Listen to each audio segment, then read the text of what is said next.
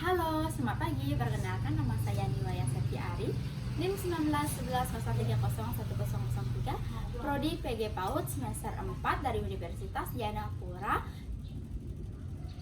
Mata kuliah Sains Anak Usaha Dini. Di sini saya akan membuat sebuah video, yaitu melakukan eksperimen atau sebuah percobaan dengan tema api, memadamkan lilin tanpa ditiup. Bagaimana sih caranya? Nah, untuk mempersingkat waktu, mari kita simak langkah-langkah dari setiap videonya. Nah, untuk eksperimen yang saya lakukan ini membutuhkan beberapa alat atau bahan. Nah, di antaranya yang pertama kita akan membutuhkan sebuah lilin. Nah, lilin, satu buah lilin, kemudian korek api, sendok, pewarna makanan, gelas kaca bening yang berisi air di dalamnya, kemudian ada mangkuk bening. Nah, selanjutnya ada pun langkah-langkah yang perlu kita lakukan. Nah, kita mulai dari kita tuangkan secukupnya air ke dalam mangkok seperti ini.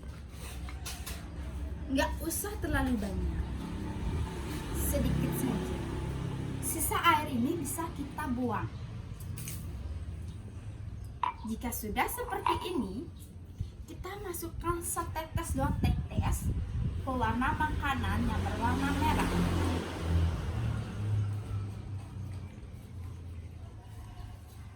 Ya, seperti ini. Jika sudah seperti ini, kita lakukan diaduk-aduk. Jika sudah merata seperti ini, kita taruh sendok, kemudian kita tutup rapat-rapat. Kemudian kita taruh lilin di atas mangkuk seperti ini. Selanjutnya kita menghidupkan lilin menggunakan korek api.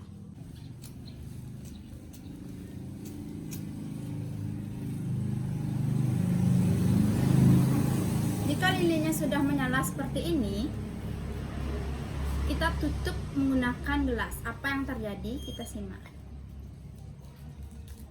Iya, ternyata lilinnya padam. Kenapa lilin bisa padam tanpa ditiup dengan cara seperti ini? Iya, karena pembakaran lilin dapat menghasilkan CO2. Udara yang panas dapat mengalir ke atas dengan kerapatan yang rendah, sehingga di dalam gelas sangat membutuhkan yang namanya oksigen. Maka dari itu, ketika kita menaruh gelas ke atas lilin seperti yang tadi saya lakukan, maka perlahan-lahan lilin akan mati secara perlahan karena tidak adanya oksigen. Selanjutnya, ada pun 3 dimensi yang dapat dikembangkan: sikap, proses, dan produk. Yang sikap, anak dapat mengembangkan rasa ingin tahunya ketika mencoba eksperimen ini. Yang kedua, anak dapat melatih kesabaran. Ketiga, ketelatenan. Yang keempat, anak dapat melatih kerjasama dengan temannya untuk melakukan sebuah eksperimen. Yang kedua ada proses, yang dimana anak dapat mengembangkan proses yang telah dilalui oleh anak. Yang pertama, anak dapat mencampurkan air ke dalam mangkuk. Setelah itu, anak dapat mengisi warna makanan ke dalam mangkuk. Setelah itu, anak mulai mengaduk.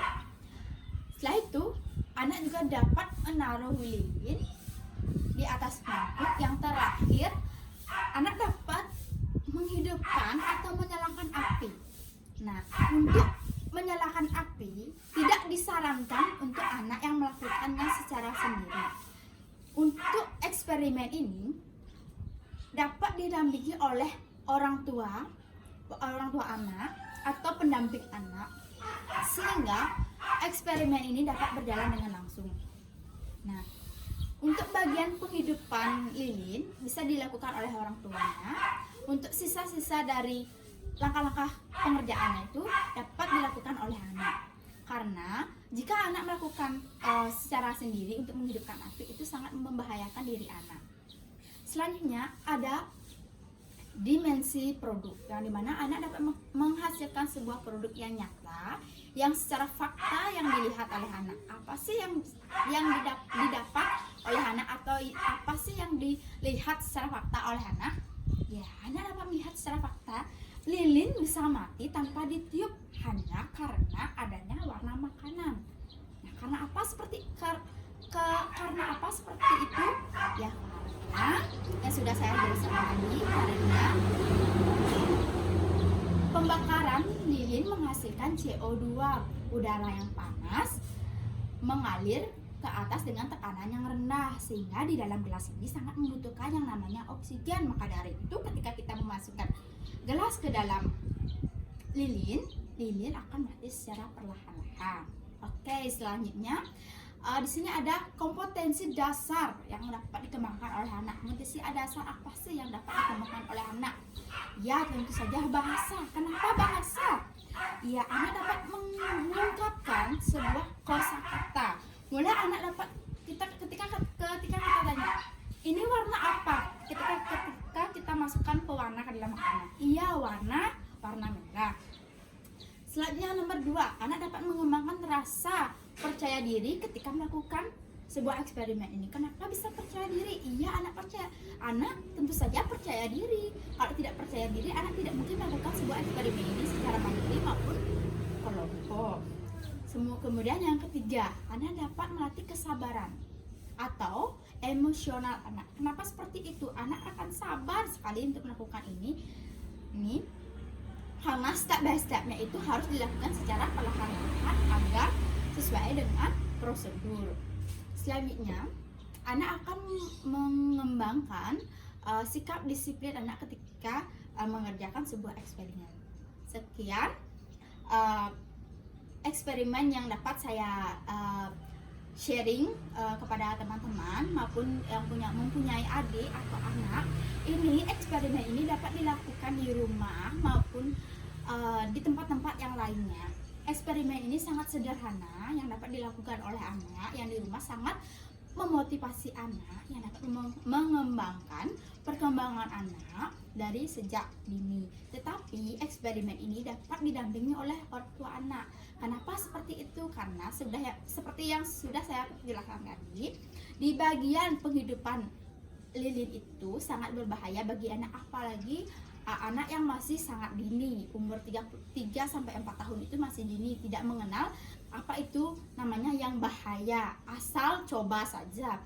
Nah, jadi diharapkan atau diwajibkan untuk bagi pendamping ataupun orang tua untuk di bagian langkah penghidupan lilin itu agar dihidupkan. Untuk langkah-langkah yang sisanya itu anak dapat melakukan secara mandiri agar anak dapat mengembangkan motorik kasar. Kenapa anak dapat mengembangkan motorik kasar? Karena jari jemarinya dapat memegang dan mengambil atau menyentuh semua benda-benda yang ada. Sekian dari saya, terima kasih.